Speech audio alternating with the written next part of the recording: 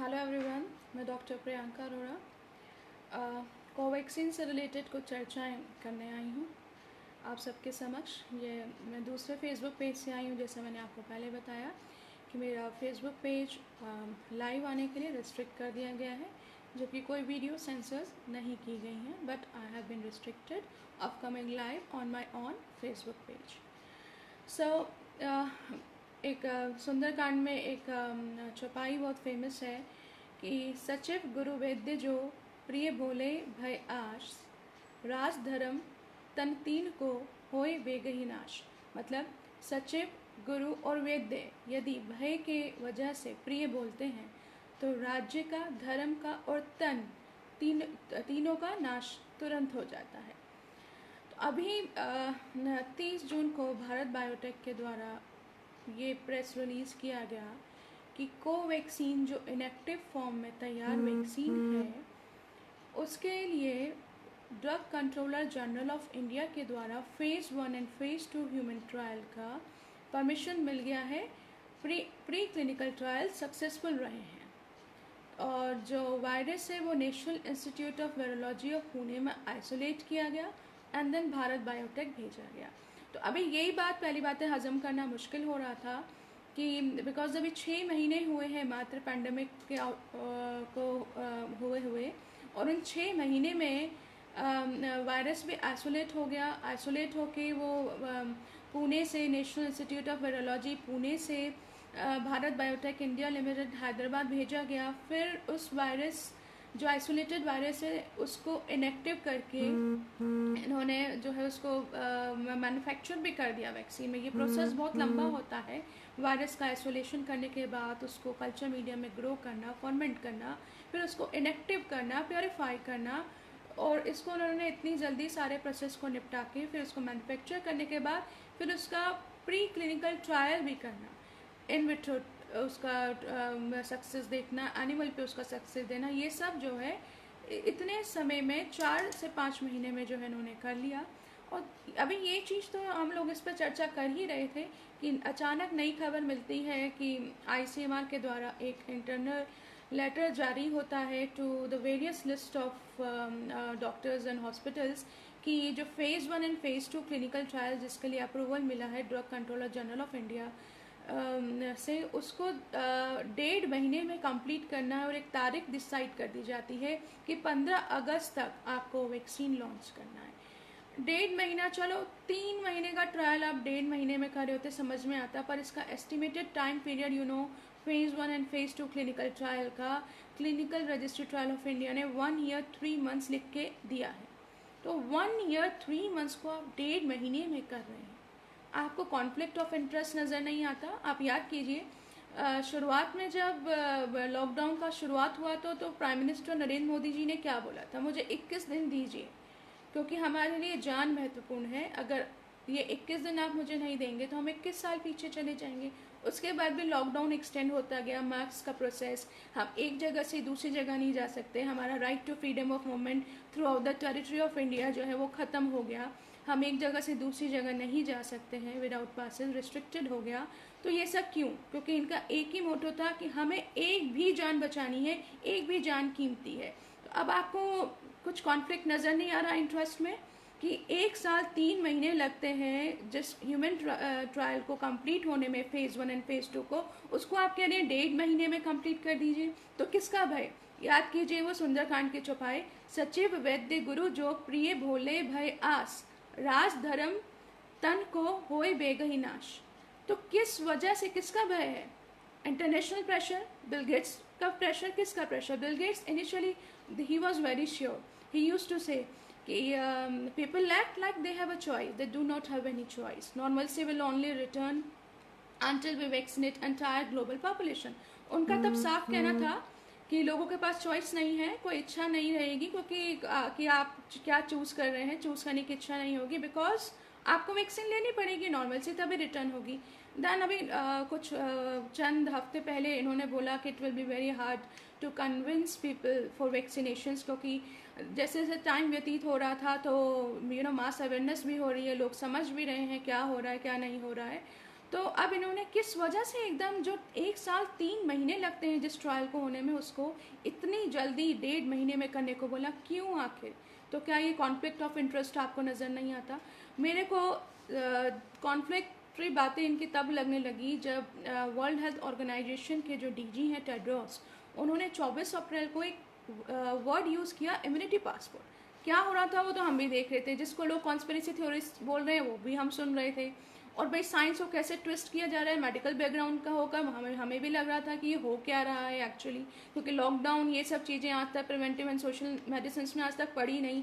जिसका reproductive not मात्र 2 है, और ट्यूबरक्लोसिस जिसका रिप्रोडक्टिव नॉट 10 to 12 है, तब भी कभी लॉकडाउन वगैरह ऐसा पीपी किट वगैरह ऐसे मेजर्स नहीं लिए गए, और हर डेथ को इतना एम्पलीफाई करके बताया जा रहा है।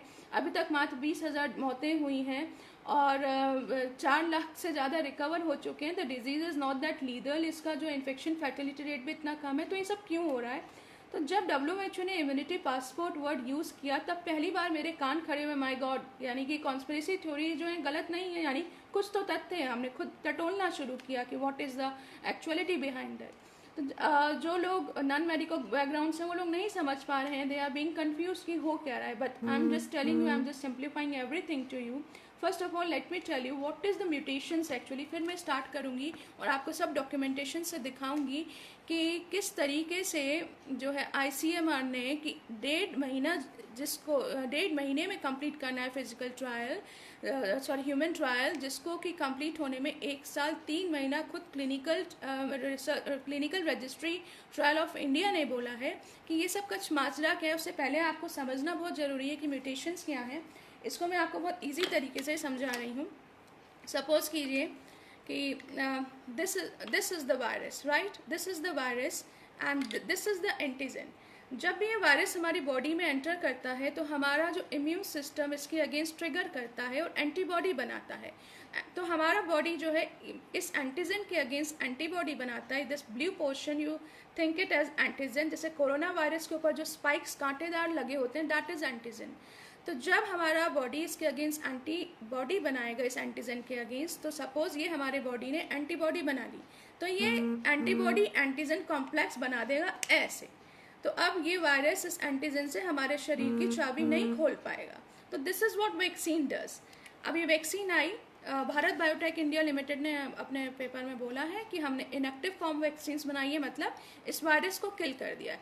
जब नेचुरल हम फाइट करते हैं डायरेक्ट एक्सपोजर से बिना वैक्सीन के, तो वायरस किल्ड फॉर्म में नहीं होता है। तो हो सकता है कि आपको कॉम्प्लिकेशंस हो जाएं, ऐसा माना जाता है। बट जब वायरस को मार के अंदर जब डाला जाता है वैक्सीन के द्वारा, तो हमारी बॉडी इस एंटीजन को पहचानती है और हमारा इम्यून सिस्टम ट्रिगर होता है और इस एंटीजन के अगेंस्ट एंटीबॉडी बनाता है और एंटीजन एंटीबॉडी कॉम्प्लेक्स बन जाता है। तो दिस वे हमारे शरीर में ये वैक्सीन डालने पर एंटीबॉडी बन गया। अब क्या हुआ, नेक्स्ट टाइम ये एंटीबॉडी हमारी बॉडी में बना हुआ है, नेक्स्ट टाइम दोबारा वायरस आया, सपोज यही वायरस दोबारा आया, जैसे स्मॉल पॉक्स वगैरह के केस में म्यूटेशंस नहीं होती हैं, तो वायरस का फॉर्म वही रहेगा। फिर वो वायरस से टकराया, हमारे शरीर में एंटीबॉडी है, तो वायरस आते ही एंटीबॉडी एंटीजन कॉम्प्लेक्स बन गया, ये ताला लग गया, तो अंदर वायरस पेनिट्रेट नहीं कर पाया। तो इस तरीके से प्रोटेक्शन होता है वैक्सीन्स के द्वारा। बट यहाँ इन्फ्लुएंजा के केसेस में, फ्लू शॉट्स में, चाहे कोरोना वायरस में वैक्सीन्स क्यों कारगर नहीं होती है, इसका आंसर मैं आपको दे रही हूँ। क्योंकि यहाँ पे वायरस म्यूटेट करता है। म्यूटेट मतलब बहुत जल्दी अपना रूप परिवर्तित करता है। क्यों करता है, इसको भी मैं एक वीडियो में पहले बता चुकी हूँ, दोबारा शॉर्ट फॉर्म में बता देती हूँ। ये वायरस एक RNA वायरस है, पॉजिटिव सेंस RNA वायरस है, प्लस ये वायरस का जीनोम बहुत बड़ा है और इसका ट्रांसमिशन हॉरिजॉन्टल ट्रांसमिशन होता है। इसीलिए ये वायरस जब रिप्लिकेट करता है तो फोटोकॉपी मिस्टेक करता है, मतलब नया वायरस पुराने वायरस से बहुत डिफरेंट हो जाता है। और जैसे स्मॉल पॉक्स का वायरस है, that is a DNA virus. DNA photocopy mistake नहीं करता, जब भी फोटोकॉपी होगा तो नया वाला वायरस पुराने वायरस के बिल्कुल सेम टू सेम होगा। तो इसलिए आज तक स्मॉल पॉक्स के कोई इतने म्यूटेटेड स्ट्रेन्स नहीं है, वेरियोला मेजर, वेरियोला माइनर हैं, और इसलिए स्मॉल पॉक्स के अगेंस्ट जो है वैक्सीन कारगर रही। लेकिन इन्फ्लुएंजा वायरस बहुत जल्दी चेंज होता है। मैंने आपको पहले बताया कि सपोज हमें वैक्सीन जो है इस स्ट्रेन के अगेंस्ट मिली है, तो एंटीबॉडी ये बनेगी, तो एंटीजन एंटीबॉडी कॉम्प्लेक्स बनेगा। अगर यही वायरस दोबारा आएगा अब क्या करता है वायरस, बहुत चालाक होता है ये वायरस, तुरंत अपने स्वरूप को बदल देता है। म्यूटेशन का मतलब है स्वरूप बदलना। ये एंटीजेनिक ड्रिफ्ट, एंटीजेनिक शिफ्ट के द्वारा होता है। मैं उतना मेडिकल टर्म्स में नहीं जा रही हूँ, एक लेमैन के समझने के लिए बता रही हूँ कि सपोज ये म्यूटेट करता है यानी ये एंटीजन का रूप बदल देगा, तो अब ये वायरस जो है ऐसा बन गया। अब हमारे शरीर में वैक्सीन डालने पर एंटीबॉडी ये बनी हुई है। तो अब ये जो मौजूदा वायरस है, सपोज कीजिए नेशनल इंस्टीट्यूट ऑफ वायरोलॉजी ने अप्रैल के महीने में वो वायरस का स्ट्रेन आइसोलेट किया है जिसके against Bharat Biotech India limited vaccine लाया है, वो ये वायरस है। अब जब अगस्त के बाद ये लॉन्च करने को कह रहे हैं, वह पहली बात तो पॉसिबल नहीं है। अगस्त में लॉन्च भी करते हैं तो अगस्त का वायरस ये रूप ले चुका होगा, क्योंकि अभी तक कोविड-19 14 बार म्यूटेट हो चुका है। अब मुझे बताइए ना, वैक्सीन आपने इस वायरस के अगेंस्ट बनाई और मेरी बॉडी में एंटीबॉडी ये बनी हुई है। अब मौजूदा हालात में ये एंटीबॉडी जो ये म्यूटेटेड वायरस है, क्या इसके अगेंस्ट कॉम्प्लेक्स बना पाएगी? नहीं। तो क्या वैक्सीन एफिकेशियस होगी? नहीं। दिस इज़ द कॉन्फ्लिक्टरी स्टेटमेंट जिस पे मेरे कान खड़े हुए थे जब पहली बार WHO ने ये बात बोली थी कि कुछ कंट्रीज़ में जो लोग रिकवर होते जा रहे हैं, कंट्रीज सोच रही हैं कि वो रिकवर हो गए तो उनके शरीर में एंटीबॉडीज़ बन गई हैं, और वो एंटीबॉडीज़ उनको कोई इम्यूनिटी पासपोर्ट या रिस्क फ्री सर्टिफिकेट नहीं दे देती हैं कि वो काम पे चले जाएं, क्योंकि ऐसा कोई भी अभी तक स्टडी नहीं है कि दोबारा से इन्फेक्शन ना हो। उसका सेम कारण यही था। बात गलत नहीं है, बात सही है। इन्फेक्शन बार बार हो सकता है, वायरल फीवर बार बार होता है, उसका मीजल्स एक बार हो जाता है, दोबारा नहीं होता है। लेकिन वायरल फीवर दोबारा बार बार इसलिए होता है क्योंकि ये वायरस बार बार म्यूटेट होता है, हर बार हमारी बॉडी को एंटीबॉडी बनानी पड़ती है। वो बात सही थी, लेकिन बात कहाँ गलत थी? जब इन्होंने स्मॉल पॉक्स इरेडिकेशन डे में WHO के DG ने बोला कि जिस तरीके से हम स्मॉल पॉक्स इरेडिकेट कर पाए स्मॉल पॉक्स वैक्सीन की वजह से, बिकॉज हमारे पास वो क्रूशियल टूल थी। अब इस वक्त हम लैक करते हैं, हमारे पास कोई वैक्सीन नहीं है, but WHO is accelerating the vaccine for bringing the Covid vaccine, जिससे कि कोविड को इरेडिकेट कर दिया जाए। तो ये एक कॉन्फ्लिक्टरी बात थी, क्योंकि वैक्सीन भी इम्यून सिस्टम को ट्रिगर करेगा, उसके अगेंस्ट एंटीबॉडी बनेगी। जब नेचुरल डायरेक्ट एक्सपोजर से एंटीबॉडी हमको रिस्क फ्री सर्टिफिकेट नहीं दे देती, तो वैक्सीन के अगेंस्ट जो एंटीबॉडी बनेगी वो कैसे रिस्क फ्री सर्टिफिकेट देगी? तो बाहर यूरोपियन कंट्रीज़ में, अमेरिकन कंट्रीज़ में people have to take flu shots regularly every 6 months, and despite of that वहाँ पे अमेरिका में हर साल 80,000 लोगों की मौत होती है इन्फ्लुएंजा से। हमारे यहाँ कितने लोगों की मौत होती है इन्फ्लुएंजा से? आप खुद देख सकते हैं H1N1 का भी प्रकोप कितना रहा था इंडिया में। तब टैमीफ्लू वैक्सीन चली थी, उस वक्त राजीव दीक्षित जी ने अभियान चलाया था, काफ़ी लोग जागरूक भी हुए थे। अब वो हमारे साथ, हमारे समक्ष नहीं है, इस बात का हमें खेद है, पर अब ये बहुत इंटरनेशनली मतलब पूरा पब्लिक हेल्थ सेक्टर के कोलैबोरेशन से, सोशल मीडिया प्लेटफॉर्म के कोलैबोरेशन से पूरा प्लान तरीके से जो है सब कुछ किया गया है। इसलिए आपको जो डाटाज दिखाए जा रहे हैं, आप लोग को जो डराया जा रहा, अभी मैंने पिछले आपको शेयर किया था कि किस तरीके से हाइड्रोक्सीक्लोरोक्विन जो है कार्डियक एडवर्स इफेक्ट्स कॉज करती है, कैसे कोई अचानक से मर जाता है। तो वी कांट से जो अभी अचानक ही इन्होंने compassionate use of unapproved drugs को जो है अमेंड करके new drugs and clinical trial rules लाए हैं, जिस compassionate use of unapproved drugs का मतलब होता है कि कोई भी ऐसी बीमारी जो कि लीगल है, जिसका कोई इलाज नहीं है, तो आप उसमें कोई भी एक्सपेरिमेंटल थेरेपीज़ कर सकते हैं। खैर वो बहुत बड़ा विषय हो जाएगा, मुझे आज वैक्सीन के बारे में ही डिस्कस करना है आप लोगों से। फिलहाल जो बातें मैंने आपको बोली है कि नेशनल इंस्टीट्यूट ऑफ वायरोलॉजी में स्ट्रेन जो आइसोलेट किया गया, फिर भारत बायोटेक भेजा गया, वो सब मैं आपको दिखाती भी जाती हूँ, और WHO ने कब क्या क्या अपने बयान बदले वो भी दिखाऊंगी। और एक चीज़ और मैं आपको बता दूंगी, पहले जो इन्होंने बोला, पहले HCQ को स्टॉप करो, फिर रिज्यूम करो, अगेन इसको स्टॉप करो, लिपोनाविर को स्टॉप करो, इसको स्टॉप करो, और कभी कहते हैं क्या, कभी कहते हैं क्या, ये वैक्सीन पे इतना जोर क्यों दे रहे हैं? पहली बात तो मैं बता दूं, वर्ल्ड हेल्थ ऑर्गेनाइजेशन के जो चीफ हैं, he is a non physician, he is not a MBBS, he has done BSc in biology, then he has done MSc in immunology, and then उसके बाद PhD भी शायद इम्यूनोलॉजी पे की है। और जब ये मिनिस्टर ऑफ इथियोपिया थे, तो हेल्थ मिनिस्टर ऑफ इथियोपिया थे, तब इनका संपर्क जो है bill and Melinda Gates foundation से हुआ था, और इन्होंने गावी अलायंस में भी एज ए मेंबर काम किया। तो नेचुरली आप खुद ही सोच लीजिए, ये वैक्सीन तो करेंगे ही करेंगे। एंड इस वक्त आप लोगों को शायद नहीं पता हम लोग के कितने फंडामेंटल राइट्स जो हैं वो कर्व किए जा चुके हैं। और मैं सब कुछ आपको डिटेल डॉक्यूमेंट्स दिखाऊंगी, लेकिन कुछ लोग कहते हैं कि पहले मैम आप ब्रीफ में बता दिया करिए, बाद में दिखाया करिए, वरना वीडियो बहुत लॉन्ग हो जाती है। तो कुछ लोग कहते हैं कि आप कैसे कहते हैं कि वैक्सीन मैंडेटरी होगी, how will it be mandatory. तो पीछे मैं WHO की कॉन्फ्रेंस देख रही थी, डॉक्टर सौम्या स्वामीनाथन ने खुद ही बोला था कि किस तरीके से हम इसको लगवाएंगे। तो through by the means of civil societies, by the means of academics, by the means of public health sectors इसको जो है लगवाया जाएगा। अब मैं एक जनरल सी बात बता रही हूँ, मेरे को अपने उत्तराखंड का पता है। उत्तराखंड में यदि कोई बाहर से आता है, आना चाहता है, तो वो तभी आ सकता है जब वो कोविड पास दिखाए। कोविड पास मतलब कि आप 72 घंटे पहले की रिपोर्ट लाएं कि आप नेगेटिव हैं, तब आप आ जा पाएंगे। तो अब क्या ये अचानक से नॉर्मल सी आ जाएगी? नहीं, उसके बाद आपको दिखाना पड़ेगा कि आप वैक्सीनेटेड हैं या नहीं हैं। अगर आप वैक्सीनेटेड नहीं होंगे तो आप कोई बिजनेस कैरी नहीं कर पाएंगे थ्रू आउट द इंडिया, आप कहीं जा नहीं पाएंगे। तो वैक्सीन लेना आपकी मजबूरी बन जाएगी, कोई आपको फोर्स नहीं करेगा। सबसे पहले मैं आपको ये बात जो मैंने बोली है वो मैं दिखा देती हूँ, क्योंकि सब कुछ बिल गेट्स के अकॉर्डिंग हो रहा है। रेडिट के इंटरव्यू में इन्होंने खुद ये बात बोली है। सबसे पहले आप वो डॉक्यूमेंट देख लीजिए, फिर मैं बाकी आपको दिखाऊंगी। You can see here, yeah. What changes are we going to have to make to how businesses operate to maintain our economy while providing social distancing?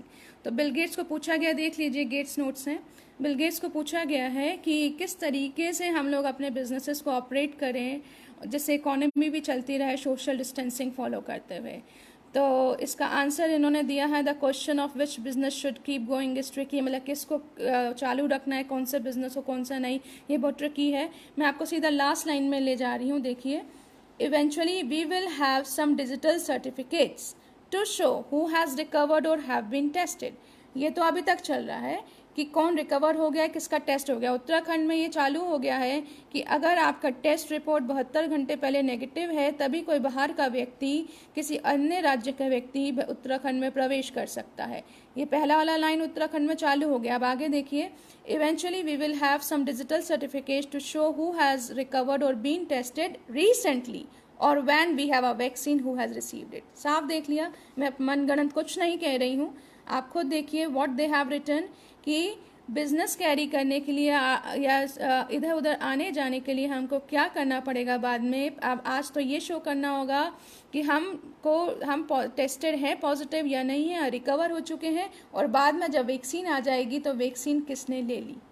देख लीजिए, क्वेश्चन है, what changes are we going to have to make to how business operate to maintain our economy while providing social distancing. The question of which business should keep going is tricky. Certainly food supply and health system, we still need water, electricity and the internet. Supply chains for critical things need to be maintained. Countries are still fighting out what to keep running.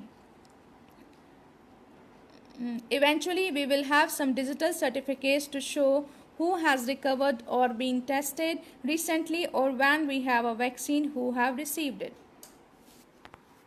So this is what Bill Gates is saying कि ये question बहुत tricky है कि कैसे social distancing करते हुए हमें business operate करना है, कौन सा बिजनेस चलना है, कौन सा नहीं। बट जो एसेंशियल सर्विसेज हैं वो तो कैरी ऑन करनी पड़ेगी। बट तो इसको ऐसे कर सकते हैं कि हमें डिजिटल सर्टिफिकेट सिस्टम करेंगे, जिससे कि ये देखा जाएगा कौन टेस्टेड है, कौन टेस्टेड नहीं है, कौन रिकवर्ड है, कौन रिकवर्ड नहीं है, और बाद में जब वैक्सीन आ जाएगी तो कौन वैक्सीनेटेड और कौन वैक्सीनेटेड नहीं है। आप मुझे बताइए, बच्चों को स्कूल आप बिना वैक्सीन के भेज देंगे? नहीं, स्कूल वाले ही कहेंगे। जो लोग समझ रहे हैं वो तो वैक्सीन नहीं देना चाहेंगे, because they know how efficacious these vaccines are.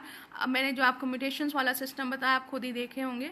और लेकिन हम कैसे अपने बच्चों को बचाएं कि हाँ हमें वैक्सीन नहीं देनी।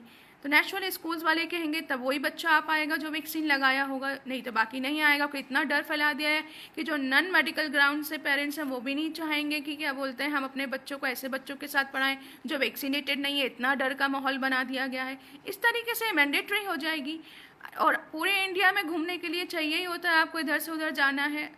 सर्विस बैकग्राउंड में तो मेरा खुद का ब्रदर जो है गुजरात में है, वो यहाँ पे नहीं आ सकता। तो जब तक वो वैक्सीन नहीं लेगा, जब तक वो टेस्ट नहीं कराएगा वो नहीं आएगा। मैंने तो टेस्ट कराने को मना कर दिया, no don't go for the test मेरे को कोई उस पर कोई ट्रस्ट नहीं है। खाली तुम कोविड पॉजिटिव निकल गए then you will fall the trap of the government, क्योंकि ऐसा नहीं है ना, right to choice of treatment आपके पास नहीं है ना। आप अगर कोविड पॉजिटिव निकल जाते हैं तो आपको जो गवर्नमेंट आपको अपने कब्जे में ले लेगी, जो दवाइयाँ खिलाएगी वो खानी पड़ेगी। आपके पास चॉइस ऑफ ट्रीटमेंट नहीं है ना कि भाई मैं वेस्टर्न मेडिसिन नहीं लेना चाहता, I have believe on Ayurveda, I will take that only, because Ayurveda according to the government guidelines आपको एड ऑन ट्रीटमेंट मिलेगा। वो आपको कभी भी ऐसा नहीं होगा कि आपको सोलेली आयुर्वेदा दिया जाए या सोलेली आपको जो है होम्योपैथ दिया जाए। तो मेरे को अपने ब्रदर को डिनाई करना पड़ा, no need to come, no need to go for testing. लेकिन कब तक हम डिनाइल मोड पर रखेंगे? आगे वैक्सीन आ जाएगी तो बोलेंगे कि जिन्होंने वैक्सीन लगाया वही आ जा पाएगा, तो इस तरीके से मैंडेटरी होगी।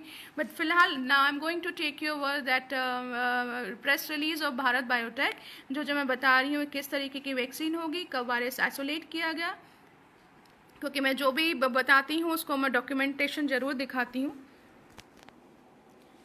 ये भारत बायोटेक का प्रेस रिलीज है। इंडियाज़ फर्स्ट कोविड-19 vaccine Covaxin developed by Bharat Biotech gets director controller general of India approval for phase 1 and 2 human clinical trials.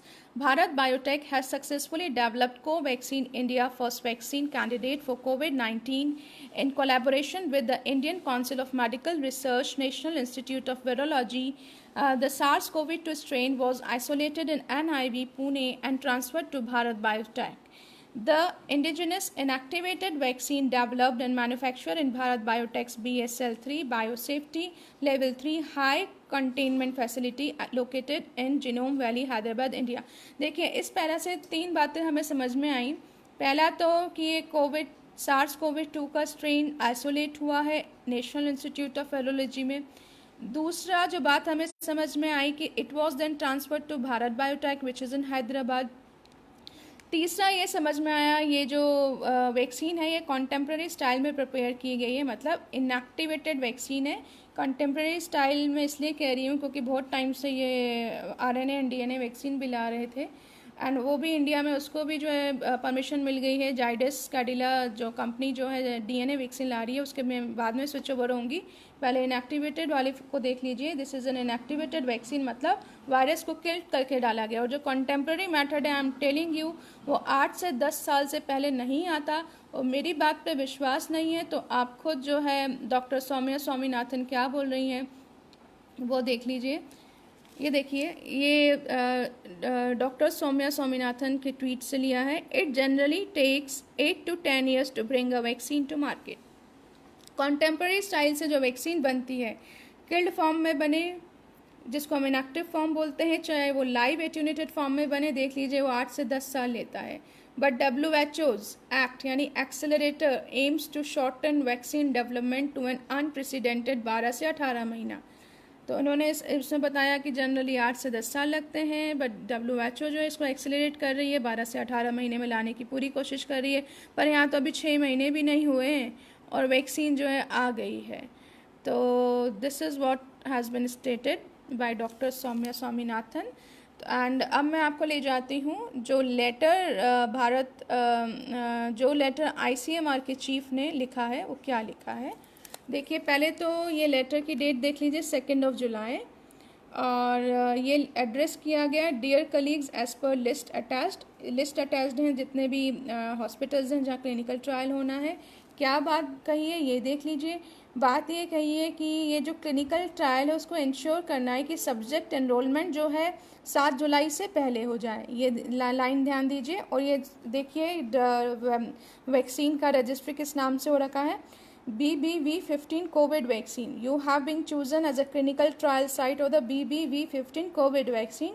इस नाम से रजिस्टर हो रखा है और इसका एनरोलमेंट उन्होंने बोला है 7 जुलाई से पहले कर लीजिए। और आगे ये भी लिखा है कि ऊपर लिखा है 15 अगस्त तक इसको लॉन्च कीजिए, नहीं तो kindly note that non compliance will be viewed very seriously. मतलब कि प्रेशराइज करते हुए लेटर लिखा है, इंटरनल कम्युनिकेशन लेटर कम बल्कि थ्रेटनिंग लेटर ज़्यादा लग रहा है। और ये देखिए 15 अगस्त तक करने को कहा। मैं आपको क्लिनिकल क्लिनिकल रजिस्ट्री ट्रायल की साइट पे ले जाती हूँ, वहाँ आप देखिए सारी चीज़ें। पहली बात देखिए, ये वैक्सीन देख लीजिए, BBV15 वही वैक्सीन है जो लेटर में लिखा है। अब आप ये देखिए कि इसका ये देखिए आप एनरोलमेंट का डेट लिखिए, date of first enrolment in India 13 जुलाई, लेकिन ICMR ने अपने लेटर में क्या लिखा है कि 7 जुलाई से पहले हो जाना चाहिए एनरोलमेंट। ये देखिए दोबारा 7 जुलाई से पहले देखिए पार्टिसिपेंट्स का एनरोलमेंट होना चाहिए। Ensure that subject enrolment is initiated no later than 7 जुलाई, और लिखा है 15 अगस्त तक ये लॉन्च भी हो जाना चाहिए। It is invoices to launch the vaccine for public health use latest by 15 अगस्त। अब देख लीजिए 1.5 महीने में से लॉन्च करने को कहा है, और क्लिनिकल ट्रायल रजिस्ट्री की साइट क्या कहती है कि ये कितने महीने में इसका एस्टिमेटेड पीरियड है लॉन्च होने का। देखिए ये ट्रायल्स कंप्लीट कब होते हैं, estimated duration of trial 1 year 3 months 0 days, 1 साल 3 महीने का एस्टिमेटेड पीरियड है ट्रायल का, फेज़ 1 एंड फेज़ 2 ट्रायल का, और आप उसको कह रहे हैं 1.5 महीने में कंप्लीट कर लो। So this itself shows conflict of interest. इतना प्रेशर किसने दिया आपको? एक तरफ आप कह रहे हैं हमारे लिए एक भी जान बचाना ज़रूरी है इसलिए हम लॉकडाउन कर रहे हैं, कोई बात नहीं, इसका मॉर्टेलिटी रेट जितना भी कम हो, हमें लिए एक भी जान कीमती है। और एक तरफ आप 1 साल 3 महीने में कंप्लीट होने वाले ट्रायल्स को आप 1.5 महीने में कह रहे हैं उतारो, वो भी 15 अगस्त को उतारो, और वो भी लेटर का भाषा आप देखें, भाषा आप देख लीजिए, दोबारा देखिए,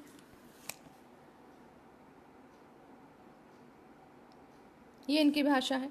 kindly note that non compliance will be viewed very seriously. अब एक गवर्नमेंट ऑफिशियल लिस्ट हैं सारी ये गवर्नमेंट कॉलेजेस के जिनकी रोजी रोटी उन्हीं पे डिपेंडेंट है, तो बोलिए वो क्या करेंगे। Non compliance will be viewed very seriously. This is all. Now आप लोगों को खुद सोचना है कि हो क्या रहा है, एंड ठीक है, हम नहीं कह रहे आप हर थ्योरी पे विश्वास कीजिए, बहुत सी थ्योरीज हैं, बट खुद थोड़ा लॉजिक लगाइए और फिर डिसाइड कीजिए। ये नहीं कि आँख मीच के आपने भरोसा कर लिया। कुछ लोगों को अंध भक्ति होती है सरकार पे, तो मैं उनसे स्पेशली अपील करना चाहूँगी, बाकी सब लोग तो समझते हैं सुनते हैं, जो एकदम अंधाधुंध विश्वास करते हैं वो तो क्वेश्चन भी नहीं करना चाहते हैं सरकार को। इसी में कितने क्वेश्चन, जो पहला लेटर है उसी में कितने क्वेश्चंस आ जाते हैं जब उन्होंने रिलीज़ किया। हमने खुद RTI भी प्रिपेयर की है, हमने उनसे पूछा है कि आपके पास कोई तो साइंटिफिक डॉक्यूमेंट होगा, हमें वो फर्निश कराइए, वो साइंटिफिक डॉक्यूमेंट जिसके बेसिस पे आप कहते हैं कि ये वैक्सीन का स्ट्रेन जो कि NIV से आइसोलेट हुआ है उसके अगेंस्ट जो एंटीबॉडीज़ बनेगी वो मौजूदा हालात में जो म्यूटेटेड वायरस के स्ट्रेन से उसके अगेंस्ट भी इफेक्टिव होगी। कुछ तो होगा उनके पास, हमने वो मांगा है। अब देखिए वो क्या जवाब देते हैं। RTI के रिप्लाई सही नहीं आ रहे हैं। मैंने इनसे RTI में एक रिप्लाई मांगा था, मुझे बताएं आप अक्टूबर और नवंबर 2019 में जितनी भी मौतें हुई हैं उनका अंडरलाइन कॉज ऑफ डेथ के साथ मुझे रिपोर्टिंग दीजिए। फिर दूसरा मैंने मांगा था इनसे मार्च और अप्रैल 2020 में इन 2 महीने में जितनी भी मौतें हुई हैं उनका मुझे अंडरलाइन कॉज ऑफ डेथ के साथ रिपोर्टिंग दीजिए। मुझे नहीं दिया गया। मैंने आंसर 19 और 2020 के 2 महीने का मांगा था, पर इन्होंने मुझे बोला कि ये जो डेथ्स का रिपोर्ट है वो मेडिकल सर्टिफिकेशन ऑफ डेथ 2008 से 2017 तक census.india.org में उपलब्ध है, आप वहाँ से ले सकते हैं। मैंने तो 2017 का मांगा ही नहीं, मैंने तो 19 और 20 का मांगा था। लोग रिप्लाई भी नहीं देते हैं RTI के प्रॉपर। तो लेकिन तो बेसिकली हमारे पास क्या रह जाता है, एकमात्र चॉइस यही रह जाता है कि आप लोग अवेयर हों। जब तक मास अवेकनिंग नहीं होगी ये आपके सारे फंडामेंटल राइट्स जो हैं कर्व कर दिए जाएंगे। मोस्टली सारे तो कर्व हो गए हैं। देखिए आपका freedom to move throughout the territory of India curb हो गया है। Freedom to choose the profession of your own choice that has been curbed. तो बचा क्या है बेसिकली। अब दूसरा जो वैक्सीन एक और जिसको अप्रूवल मिला है that is the DNA vaccine, वो जायडस कैडिला की वैक्सीन है, and I am showing you that even that DNA vaccine.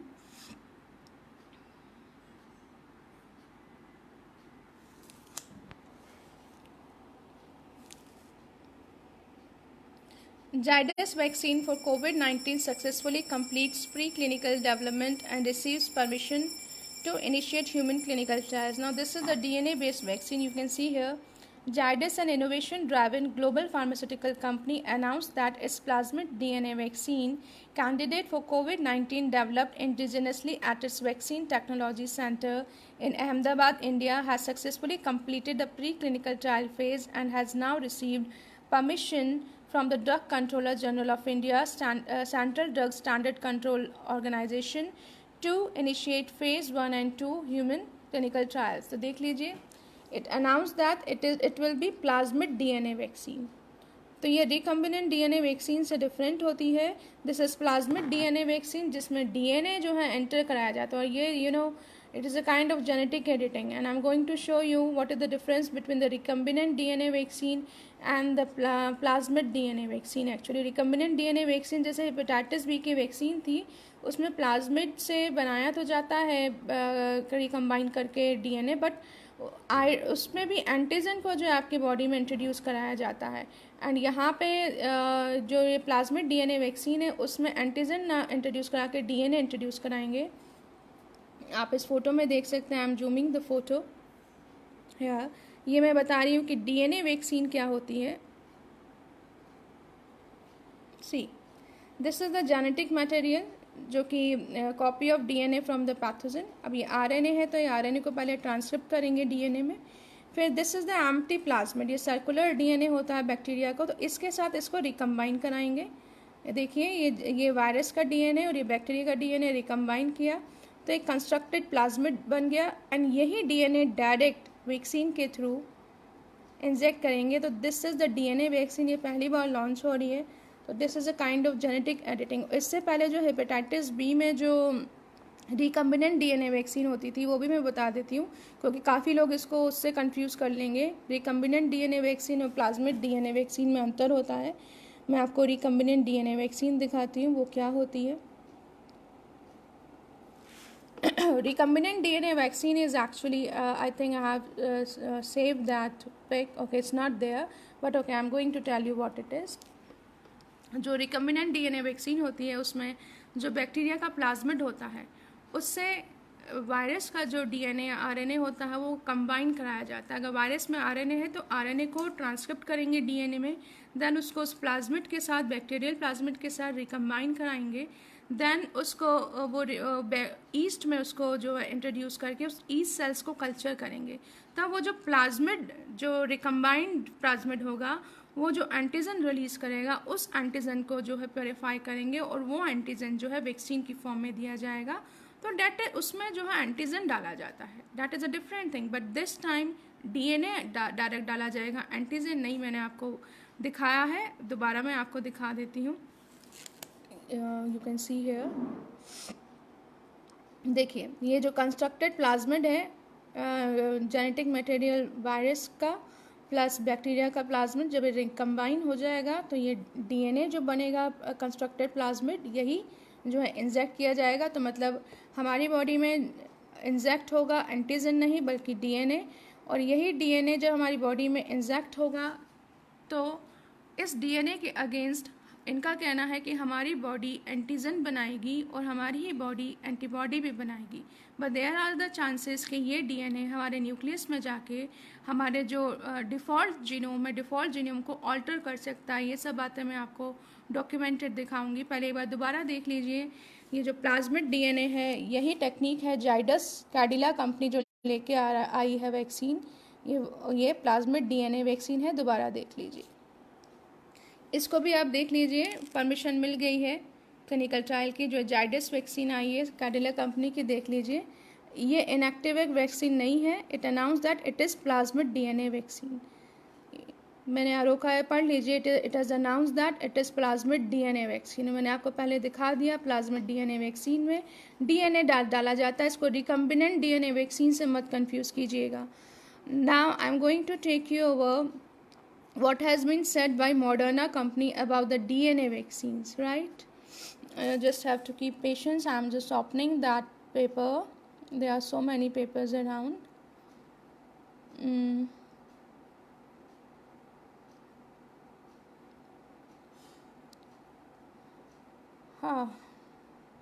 Wait a while.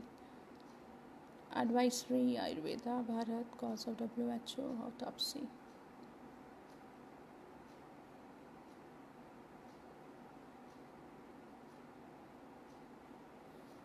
Yes, this is the white paper of Moderna company. See now what it says about DNA vaccine. I'm directly taking you over there. It's a big paper.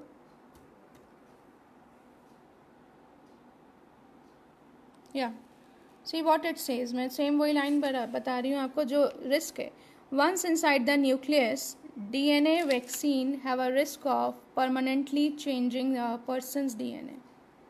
See, once inside the nucleus, DNA vaccine have a risk of permanently changing a person's DNA. See, so मेरा काम है सिर्फ आप लोगों को aware कराना कि what is DNA vaccine, और ये अगर जेनेटिक चेंजेस हमारी बॉडी में आ जाते हैं, that is irreversible, that is a kind of genetic editing. We all know, जिसको आप कॉन्स्पिरेसी थ्योरी कहते हैं, कि इनका डीपॉपुलेशन एजेंडा भी है. और जो अगर ये आरएनए वैक्सीन होता तो मैं तो आरएनए वैक्सीन को भी सेफ़ नहीं मानती हूँ, क्योंकि जो जेनेटिकली मॉडिफाइड क्रॉप्स हैं उनमें आरएनए नॉकडाउन के द्वारा ही डिज़ायर्ड ट्रेट्स को या तो लाया जाता है, या जो ट्रेट्स उसमें ऑलरेडी हैं उनको साइलेंट करवा दिया जाता है. तो fertility and all this is all encoded in our genes. अगर डीएनए में कोई डिज़ायर ट्रेट डाल के, वी डोंट नो वो कि ये क्या कर रहे हैं, अगर हमारा जो इनफर्टिलिटी का जो जीन है, जेनेटिक कोड, उसको साइलेंट कर दिया जाएगा स्मॉल इंटरफेयरिंग आरएनएस के द्वारा, तो क्या. तो कुल मिला के सिर्फ बात इतनी है कि हमारी बॉडी में जो ईश्वर ने जो व्याधि प्रतिरोधक क्षमता दे रखी है, that is sufficient enough. Talk about how to how to reverse the process of flu. They have not understood what the Ayurvedic principles. Ayurveda is not about taking the medicines. It is about to reverse the diseases. Ayurveda में already it has been defined which is a sadhya roga, which is a krach sadhya roga, which is the asadhya roga. And we know how to reverse the flu. आज की date में कोई भी treatment जो है कारगर नहीं है. ना HCQ कारगर है, ना रेमडेसिविर कारगर है, ना फेविफ्लू कारगर है. लेकिन जो आयुर्वेदिक ट्रीटमेंट और होम्योपैथिक ट्रीटमेंट दिए जा रहे हैं, add on treatment, that is actually helping the patients to recover. तो ये चॉइस ऑफ ट्रीटमेंट भी हमसे छीन ली गई है कि हम मॉडर्न ट्रीटमेंट ना यूज़ करें. इवन आयुर्वेदा में I am telling you, because I am the student of Ayurveda, I am practising it for 10 years. तो जो ज्वर का जो पूरा चैप्टर है उसमें प्री मॉनिटरी स्टेज में, यानी कि पूर्व रूप में ही उसको कैसे कर्व किया जाना, ये सब सिद्धांत हैं. पर आयुर्वेदा को एज अ प्रिंसिपल नहीं अडॉप्ट किया गया. आरटीपी आज की डेट में आरटीपीसीआर टेस्ट से who is a healthy person और हु इज़ नॉट. तो मतलब कि अगर आप खुद हेल्दी हैं, सब कुछ हैं, बट आरटीपीसीआर टेस्ट आपका पॉजिटिव आ जाता है, तो फिर आप हेल्दी नहीं हैं. मैं आपको कुछ और बातें भी आरटीपीसीआर टेस्ट के बारे में दिखा देना चाहती हूँ सीडीसी की. अगर मैंने ये सेव किया है, बिकॉज आज मेरा आने का मकसद सिर्फ वैक्सीन को लेकर था. Let me C if I have save that paper. And this is the RTI, I think.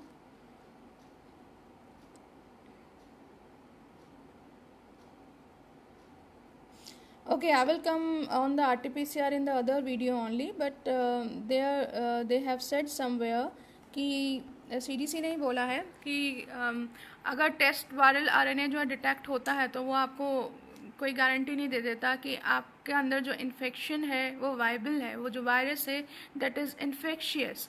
Even जो आपको सिम्टम्स हो रहे हैं वो वायरल आरएनए जो डिटेक्ट हो रहा है उसकी वजह से हो रहा है. और ऐसा भी नहीं है, वो बाद में ये भी कहता है कि ऐसा भी नहीं है कि आप को अगर जो है आप नेगेटिव आए हैं, आपको डिटेक्ट नहीं हुआ है, तो इसका मतलब ये नहीं है कि आप वायरस से ग्रसित ना हो. जैसे अभी आपने देखा कि एक डॉक्टर का डेथ हुआ है, 26 साल के डॉक्टर का. तो वो 2 बार कोविड टेस्ट के लिए गया, तो कोविड टेस्ट उसका नेगेटिव आया है, बट ही इज सेइंग कि मुझे कोविड सिम्टम्स हो रहे थे, तो उसको भी कोविड डेथ में ही काउंट किया जाएगा, क्योंकि सीडीसी खुद कहता है कि फॉल्स नेगेटिव आने के भी चांसेस हैं. जब आप पॉजिटिव आते हैं तो भी वायरस वायबल है या नहीं है ये नहीं बता सकता टेस्ट, कि वो वायरस इन्फेक्शियस है या नहीं है, ये टेस्ट नहीं बता सकता. और अगर आप नेगेटिव आ रहे हैं तो भी चांसेस हैं फॉल्स नेगेटिव की. तो ये गोल्ड स्टैंडर्डाइजेशन कहाँ हुआ बेसिकली? एक टेस्ट के बेसिस पे किसी हेल्दी इंडिविजुअल को भी बता देना कि वो ही is not healthy. So they have not adopted actually the principles of Ayurveda, which should have been adopted at least in India when we have the ruling party as Bharatiya Janata Party, and Ayurveda is the upang of Arthaveda, and they should have adopted it, because Ayurveda is not medicine based science. It is the principles only, because जो आयुर्वेदा के principles अगर आप follow करेंगे तो आयुर्वेदा ने पूरा जोर तो preventive measures पे ही दिया है. तो मुझे नहीं लगता कि कोई इतनी ईजिली बीमार भी होगा. तो मेरा आज का वीडियो बनाने का मकसद यही था, टू टेल यू कि इतने जल्दी ये जो एक्सेलरेट कर रहे हैं वैक्सीन्स को, 1 साल 3 महीने में जो एस्टिमेटेड ट्रायल है उसको 1.5 महीने में कर रहे हैं.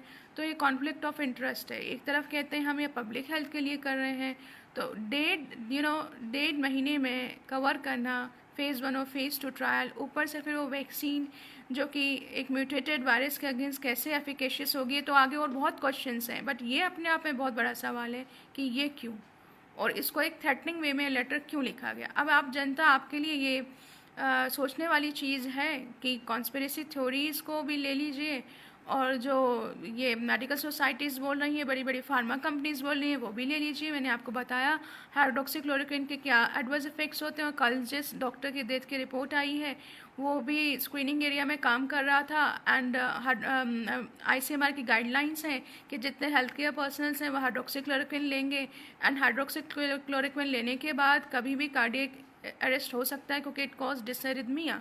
और ये जो ब्रेथलेसनेस वगैरह, ये सारे सिम्टम्स जो कि कोविड जैसे सिम्टम्स है, वो सिर्फ कोविड में ही नहीं होते और बहुत सी चीज़ों में होते हैं। हु नोज़ वो क्या ड्रग ले रहा था, किसका एडवर्स रिएक्शन हुआ है, क्योंकि कोविड टेस्ट तो उसका 2 बार नेगेटिव ही आया है। तो यू कैन नॉट से कि जो ICMR जो बोल रहा है या जो मेडिकल सोसाइटीज़ बोल रही हैं वही सही बातें हैं, क्योंकि अभी तक जो भी ड्रग्स इन्होंने बताई हैं उनमें से कोई भी कोविड का क्योर नहीं है। लेकिन आयुर्वेदा को अगर कोरोनिल ने इतना बोल दिया टेस्ट कराने के बाद भी, कोरोनिल ने कि पतंजलि ने कि कोरोनिल को हम as a cure for COVID दे सकते हैं, तो उस पर इतना बड़ा प्रश्न खड़ा कर दिया, उसको इम्यूनिटी बूस्टर से आगे ही नहीं बढ़ने दिया गया। और जितने भी टेस्ट हो रहे हैं आयुर्वेदा को लेकर, क्लिनिकल ट्रायल्स, कुछ का रिजल्ट भी आ रहा है, तो दे से कि these medicine are being given along with the modern medicine. तो आप एक बार बिना मॉडर्न मेडिसिन के भी दे करके देखो, वो भी ट्रायल करके देखो, एंड देन सी कि कितना रिकवरी रेट होता है, क्योंकि people are recovering even without the treatment as well. So I'm not now ending this video over here, and next video मैं RT-PCR से रिलेटेड और एसिम्टोमेटिक का स्प्रेड से रिलेटेड लेके आऊँगी, अगर मेरा ये पेज रिस्ट्रिक्ट नहीं किया गया, जो कि मुझे लगता है इस वैक्सीन के वीडियो के बाद मुझे लगता है ये भी रिस्ट्रिक्ट कर दिया जाएगा। Thank you so much.